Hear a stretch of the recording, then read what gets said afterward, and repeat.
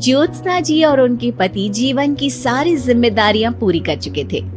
पैसे की कोई कमी नहीं थी, तो घूमना फिरना भी लगा रहता था। अरे बेटी के घर जाकर तो मजा ही आ गया, लेकिन विदेश से अच्छा तो देश ही लगता है। अब मन को चैन मिला।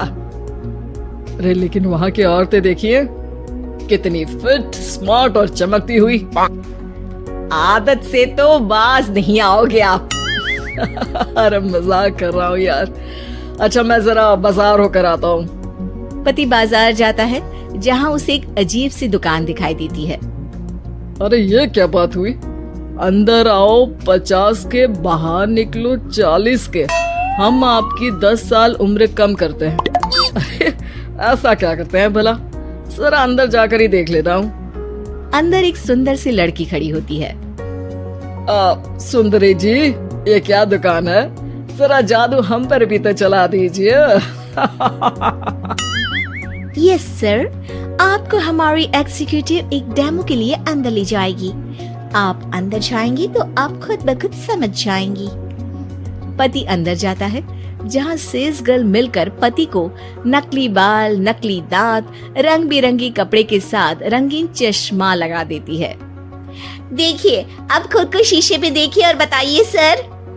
हाय दयो, ऐसे तो मैं किसी हीरो से कम नहीं लग रहा।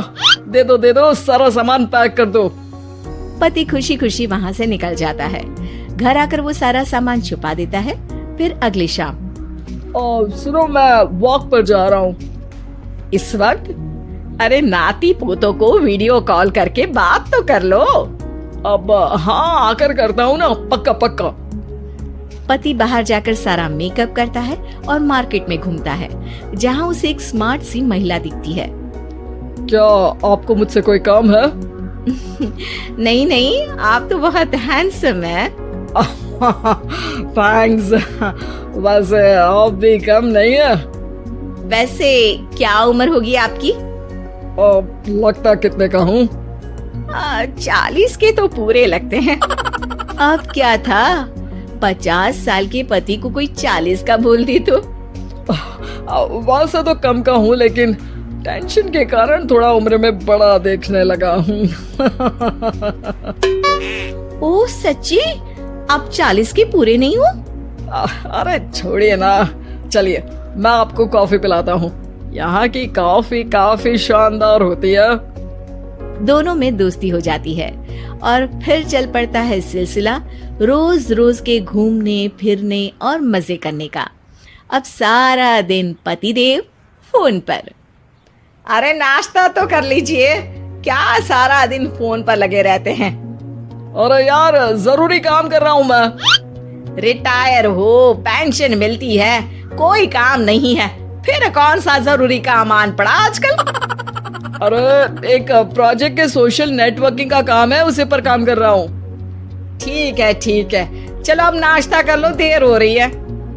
पति अपना नकली सारा सामान बिस्तर के पास छुपा कर सोता, सुबह चुपके से पहनकर बाहर जाता और घर आने पर उतार देता।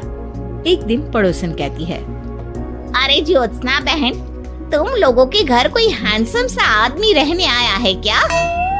अरे कहाँ यार, मैं और ये दो ही तो लोग हैं घर में। हैंडसम सी शक्ल देखे तो मुझे भी जमाना हो गया है। अरे पता नहीं, वो जाता तो तुम्हारे ही घर में है, क्या पता कौन होगा। अरे तुम्हारी उम्र हो रही है ना, और भाई साहब को भी गए 5 साल हो गए, शायद इसीलिए अब सारे हैंडसम नजर आ रहे होंगे। पड़ोसन भी ज्योत्सना की बात पर मुस्कुराकर वहाँ से चली जाती है।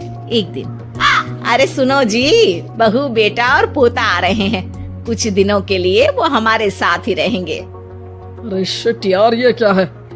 बेटे ने तो कर ली शादी, अब क्या करने आ रहा है यहाँ पर? अरे कैसी बात कर रहे हो जी, इस उम्र में तो माता पिता तरसते हैं कि बच्चे आकर साथ रहे, लेकिन आप है कि। अरे ठीक है ना, लेकिन अब देखो सभी व्यस्त है अपनी जिंदगी में, ये लोग आएंगे रहेंगे, कितनी डिस्टर्ब हो जाएगी लाइफ। कैसी बात कर रहे हो? अरे जैसे बहुत हैपनिंग है ना तुम्हारी लाइफ, तो जो बच्चों के आने से डिस्टर्ब हो जाएगी। अरे दिन काटने मुश्किल होते हैं, बच्चे आ जाएंगे तो थोड़ा दिन रात पता तो चलेगा। ओफो, ठीक है, लेकिन बोल देना कि ना कोई मेरे कमरे में आए, ना मेरी लाइफ में दखल दे कि मैं कहाँ जा रहा हूँ, क्या कर रहा हूँ, समझी?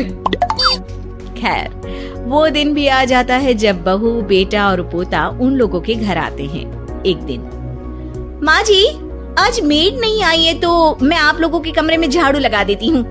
अरे नहीं बहू, वो तेरे पापा को ना पसंद नहीं है कि कोई उनके कमरे में जाए। तू छोड़ ना, मैं खुद ही लगा दूंगी। सास को समझ में नहीं आता कि आखिर उसके पति ने किसी को कमरे में जाने से मना क्यों कर रखा है। खैर, वो साफ सफाई करके बाहर निकल आती है, लेकिन कहते हैं ना, बच्चा तो अबोध होता है, उसे किसी बात का क्या पता। वो खेलते खेलते दादा के बिस्तर तक पहुंच जाता है और बाहर ले आता है दादा का वो सारा सामान जो वो लगाकर घूमते थे। ज्योत्सना की नजर उस सामान पर पड़ती है। वो बच्चे से पकड़कर कमरे में लाती है और पैकेट खोलकर देखती है। हाय रे दैया, ये क्या? लग रहा है कि आजकल ये प्रोजेक्ट नया मिला हुआ है। बेटे बहू के जाने के बाद ज्योत्सना सोचती है कि वो बात करेगी, लेकिन फिर अरे खुद से बात करूंगी तो मुकर जाएंगे।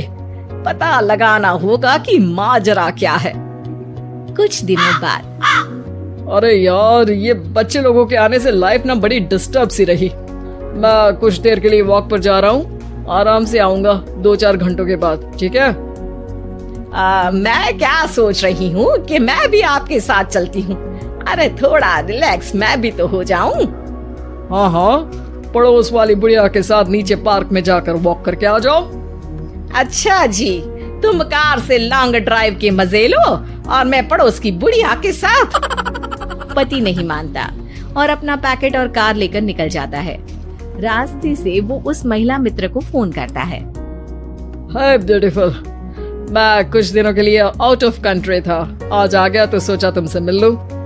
हाँ, क्यों नहीं, क्लब में आ जाओ। पति क्लब में पहुंचता है, सारा नकली सामान चिपका भी लेता है, लेकिन उसे पता नहीं होता कि ज्योत्सना ने सबका गोंद निकाल दिया है। ओ बेबी, मैंने आपको बहुत मिस किया। बेब, मैंने भी। लेकिन वो जैसे ही हंसता है, उसके नकली बाल गिरकर हाथ में आ जाते हैं, जिससे उसका सर गंजा दिखता है। ओ ये क्या? तभी उसका दांत भी हाथ में आ जाता है और ज्योत्सना के पति का सारा बुढ़ापा उसकी दोस्त के सामने आ जाता है। हे भगवान, अंकल जी, कौन है आप? कैसी बात कर रही हो अंकल? मैं तो तुम्हारा दोस्त हूँ। अरे पर हो तो अंकल ही ना। नकली दांत, नकली बाल और क्या क्या नकली है। पति को गुस्सा आ जाता है। वो महिला के बाल पकड़कर खींचता है, जिसके बाद उसका बाल भी उसके हाथ में आ जाता है और महिला के सारे पके बाल सामने आ जाते हैं। ओह, तो तुम भी उसी दुकान से हो? जाओ 50 की निकलो 40 के।